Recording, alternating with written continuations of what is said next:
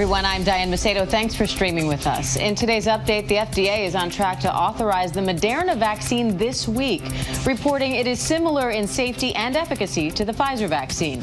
There will be a virtual public hearing and vote by an independent board on Moderna's vaccine this Thursday, making it possible for millions of doses to be sent out next week. Now, this news comes as healthcare workers are getting their first doses of Pfizer's COVID-19 vaccine. Operation Warp Speed hopes more than 50 million Americans will be vaccinated by the end of January, with access to the general population by March. On GMA this morning, Dr. Anthony Fauci encouraged Americans to get the vaccine as soon as it is available to them. The speed was not at all at the sacrifice of safety. So people understandably are skeptical about the speed. But we have to keep emphasizing speed means the science was extraordinary that got us here. A record 110,000 people are currently in the hospital with the virus. More than 17,000 people in the U.S. died from COVID-19 in just the last week alone.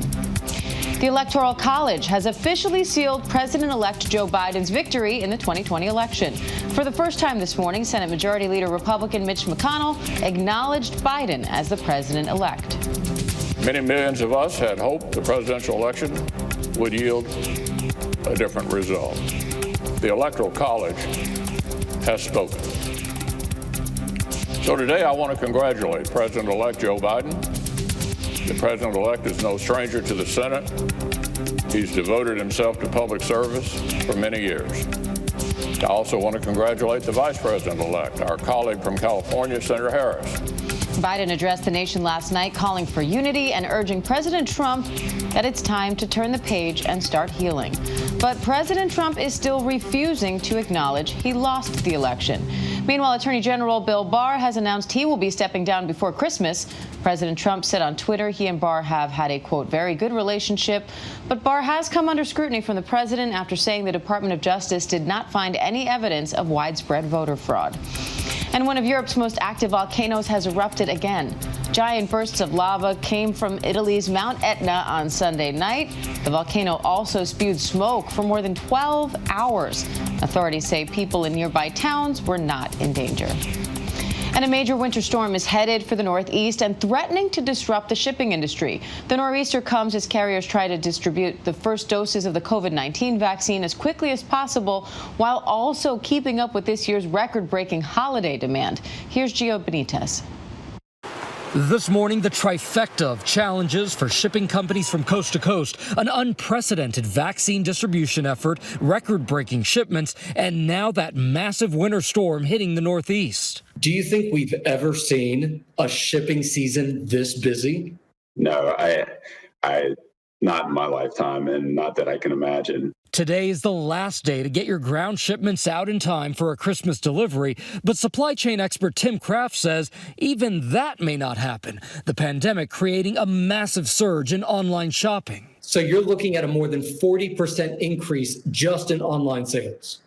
Just in online, that's a massive increase as compared to the traditional 16% increase that we typically see. An estimated 3 billion packages will be delivered this holiday season, dramatically more than last year's 2.2 billion. Both UPS and FedEx had already suspended money-back guarantees for on-time delivery. The companies collectively hiring 170,000 more employees to get through what they're calling the Shipathon. Now all eyes on that major nor'easter affecting more than 55 million people. UPS, which has been shipping 34 million packages a day, telling ABC News our in-house meteorology team continues to monitor the weather and will make contingency plans to route the packages around the storm. Get your packages out now and prepare yourself. The reality is that there's probably going to be some packages that either you sent or that you ordered online that just aren't going to be there on time for the holidays. And if you miss today's ground shipping deadline, your best bet is to select that more expensive air shipping. But again, Diane, I can't stress this enough. That does not guarantee that your packages will arrive on time. All right, we'll have to be patient for the holidays. Gio Benitez, thank you. And Ginger Z has been tracking that winter storm for us. Ginger, what's the latest on the timeline of this nor'easter?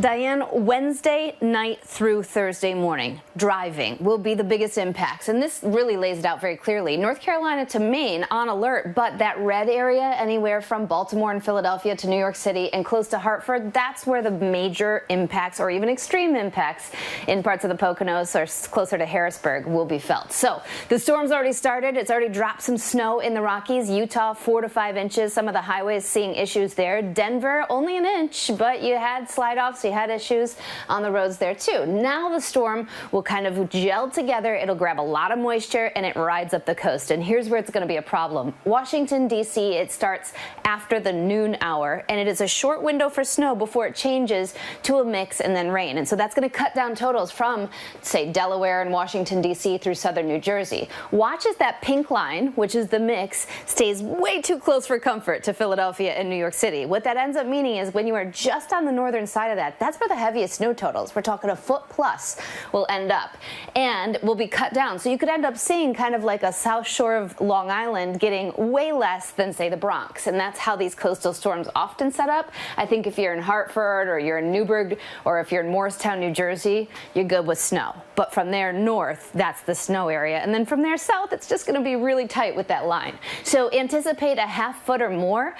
Either way, when you start getting into that type of snow total, it's going to make the roads a wreck. On top of this, even in Massachusetts, where you could end up with, say, 6 to 12 inches, you're going to have wind. We're talking about gusts to 50 miles per hour. So by Thursday morning, as we start to send it out of New England into Thursday afternoon, it really turns into how breezy it is and how cold the wind chills with some icy roads left over will be in the single digits and teens going into the weekend. Diane. All right, Ginger Z, thank you. And Christmas is just 10 days away now, and the demand for trees is soaring. But for some, that's making them hard to find. Janae Norman has some tips.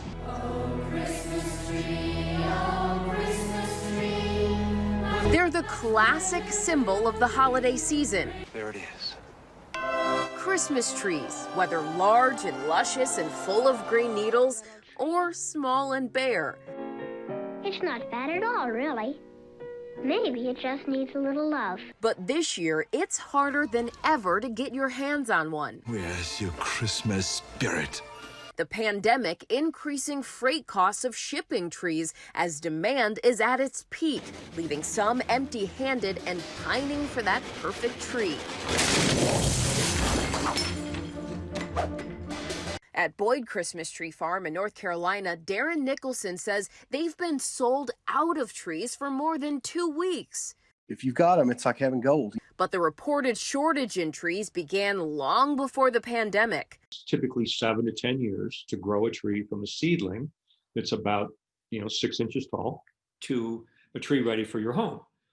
So a grower has to make the decision almost 10 years out. While supplies may seem low, the National Christmas Tree Association assures us trees are available. Some places might have run out, but we know there are trees out there. And so making sure that you're taking care of your tree starts before you even get it. You've got to make sure that you cut the trunk so that trees can get as much water as possible. Keep them away from any direct heat or sunlight, so a space heater or radiator should be a good distance away. And you've got to make sure that you are watering these trees. They can take 1 to 2 liters of water a day. That is a whole lot, so make sure your tree is well fed with water so it doesn't lose all of its needles and cause a big mess. Diane? Or you buy a fake one, pull it out of storage every year, plug it in, the light's already on it, ready to go. Janae Norman, thank you. And that does it for this ABC News Live update. I am Diane Macedo. Thanks for joining us. And remember, ABC News Live is here for you all day with the latest news, context, and analysis.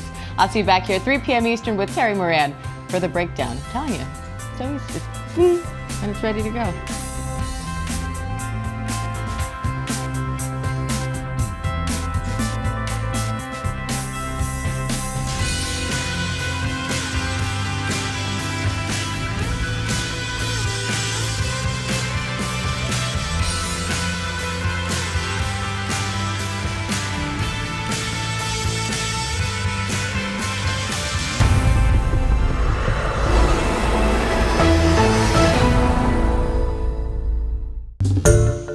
Hi, everyone. George Stephanopoulos here. Thanks for checking out the ABC News YouTube channel. If you'd like to get more videos, show highlights, and watch live event coverage, click on the right over here to subscribe to our channel. And don't forget to download the ABC News app for breaking news alerts. Thanks for watching.